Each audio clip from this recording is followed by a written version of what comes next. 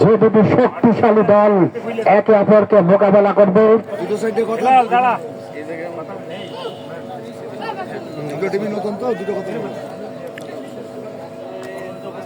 ছবি তো সুন্দর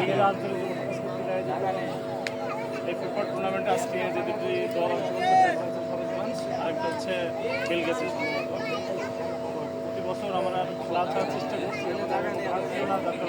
থাকতে পারি গত বছর একটা তবে এবার আমাদের যুব সমাজের ব্যানারও তো আশা করছি ফুটবল খেলাটা আসলে আমি একটা খেলা